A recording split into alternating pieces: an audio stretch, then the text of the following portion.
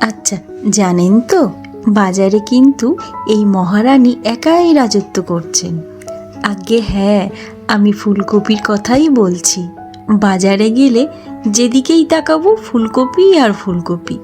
তো এই সিজনে ফুলকপি যদি কিছু একটা না বানাই তাহলে তো ইউটিউব পাপ দেবে বলুন।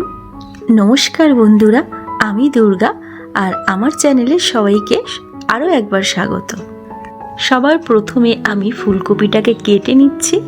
আজকের রেসিপিটা কিন্তু সাবেকির ছোঁয়ায় হতে চলেছে, যার স্বাদ হতে চলেছে অনবদ্য।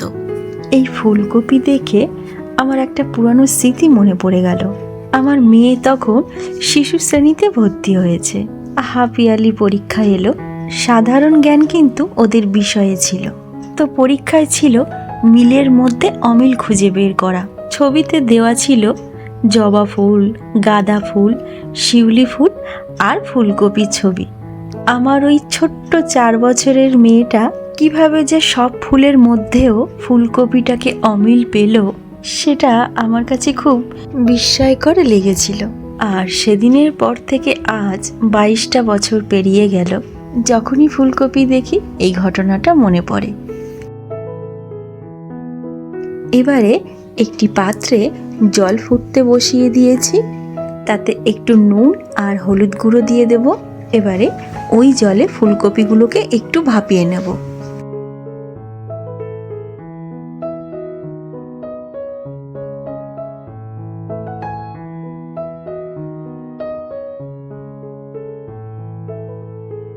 গ্যাসটা বন্ধ করে কিছুক্ষণ ঢাকা রাখলেই হবে।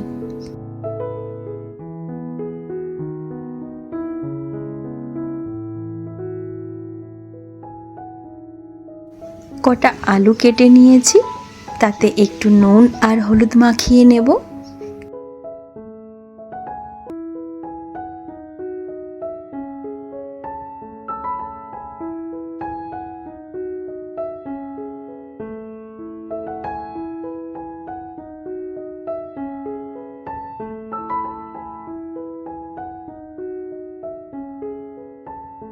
তারপর কড়াইতে দিয়ে দেব সর্ষের তেল।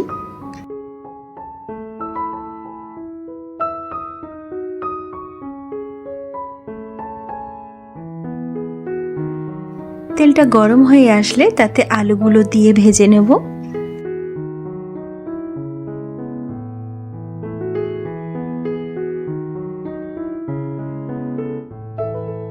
একটু ঢাকা দিয়ে ভেজে নেব যাতে ভিতর পর্যন্ত সিদ্ধ হয়ে যায়।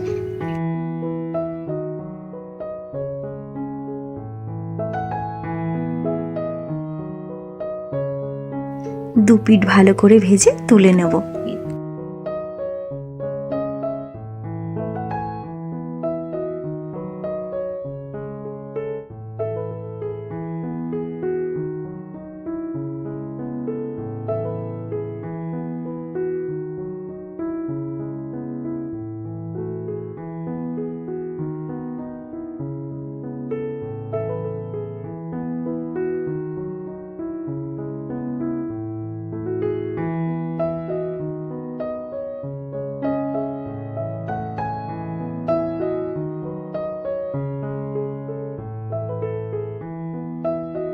এবারে ওই তেলেই ভাপানো ফুলকপিগুলো দিয়ে ভেজে নেব।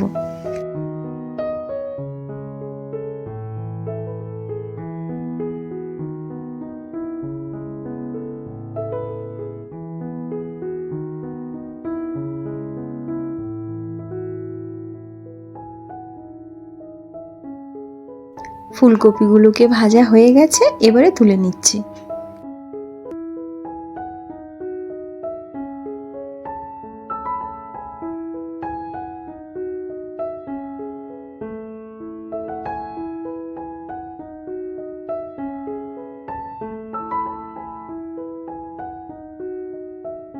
এবারে ওই তেলেই দিয়ে দিচ্ছি 1 টুকরো তেজপাতা, 1 চামচ মতো জিরে,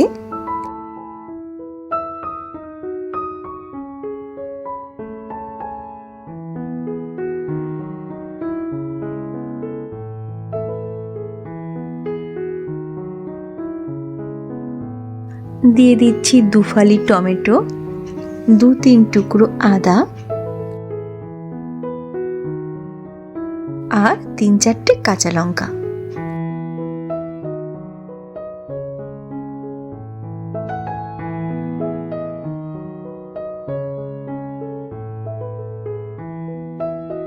দিয়ে দিলাম সামান্য একটু নুন। সবগুলোকে একটু ভালো করে নাড়াচাড়া করে নেব।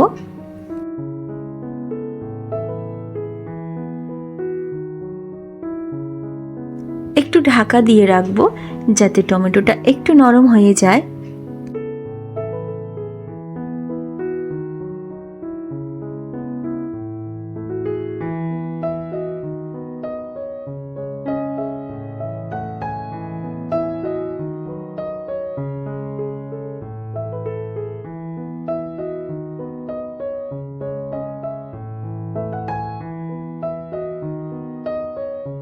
হয়ে গেছে, এবারে তুলে নেব।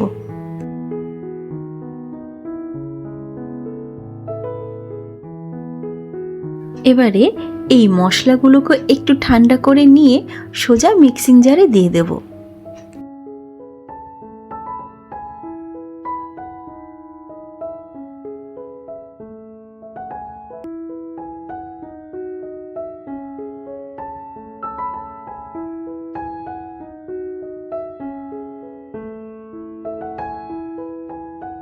দিয়ে একটা স্মুথ পেস্ট বানিয়ে নেব।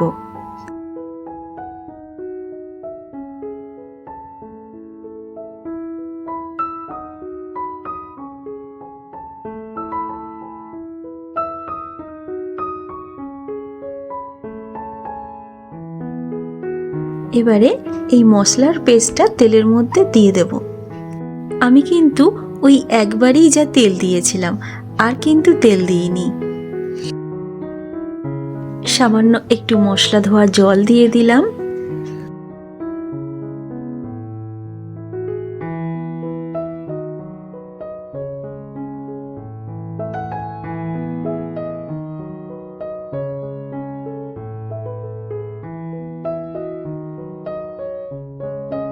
পরিমাণ মতো হলুদ গুঁড়ো দিয়ে দিলাম আর স্বাদ মতো নুন দিয়ে ঢাকা দিয়ে মশলাটাকে ভালো করে কষিয়ে নেব।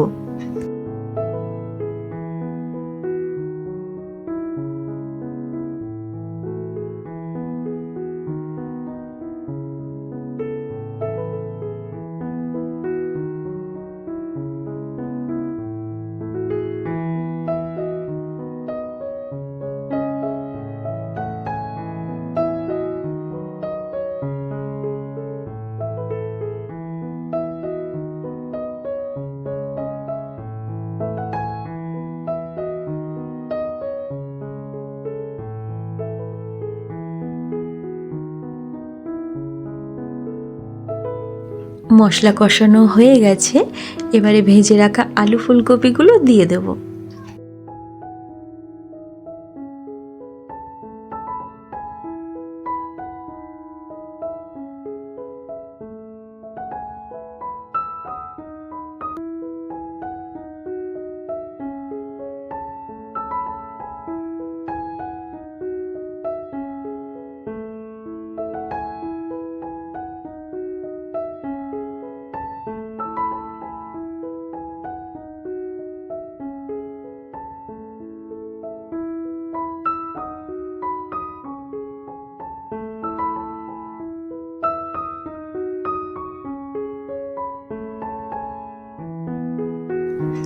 এবারে পরিমাণ মতন জল অ্যাড করে দেব।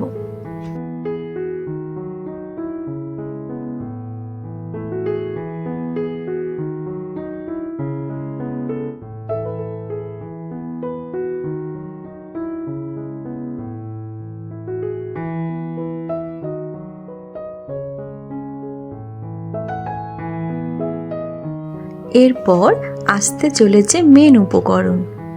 বলেছিলাম না একটুখানি সাবেকি ছোঁয়া আছে, কিন্তু এটা কি চলুন দেখে নেওয়া যাক। এটাকে আপাতত ঢাকা দিয়ে রাখলাম। অন্যদিকে গ্যাসে একটি শুকনো প্যান বসিয়ে দিয়েছি, তাতে দিয়ে দিচ্ছি 2 ছোট এলাচ এক টুকরো দারুচিনি,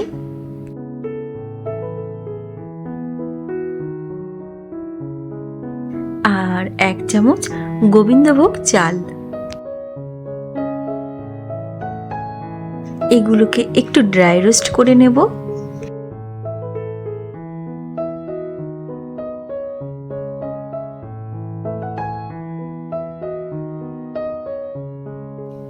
এক মিনিট মতো নেড়ে চেড়ে নিলেই হবে।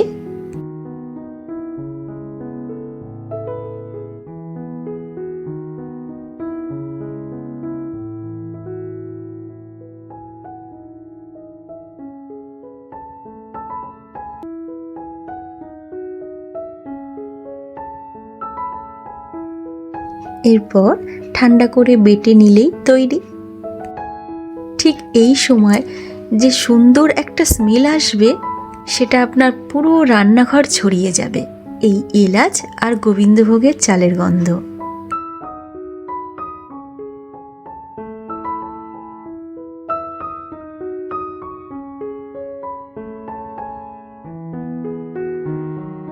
এবারে ওই চালের গুঁড়োটা অ্যাড করে দেব।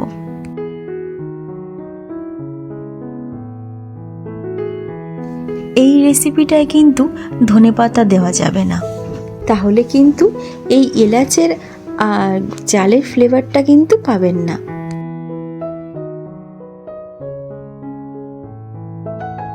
সব শেষে দিয়ে দেব 1 চা চামচ মতো ঘি।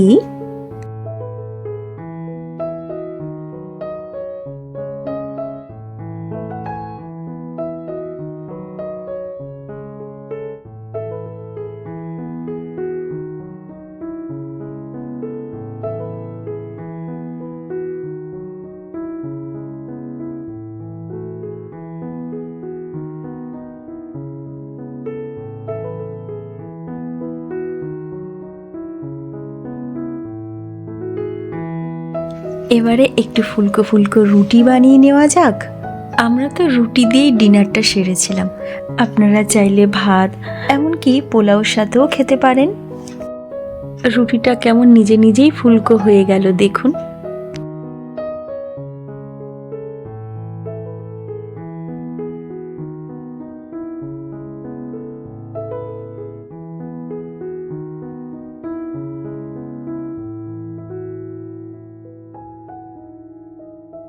তো বন্ধুরা, আজকের আমার এই রেসিপি কেমন লাগলো কমেন্ট করে অবশ্যই জানাবেন। আর যদি ভালো লাগে একটা লাইক দিয়ে দেবেন, শেয়ারও করে দেবেন। আর চ্যানেলে নতুন এসে থাকলে চ্যানেলটিকে সাবস্ক্রাইব করে পাশে থেকে যাবেন। আজ তাহলে আসি, সবাই ভালো থাকবেন, ধন্যবাদ।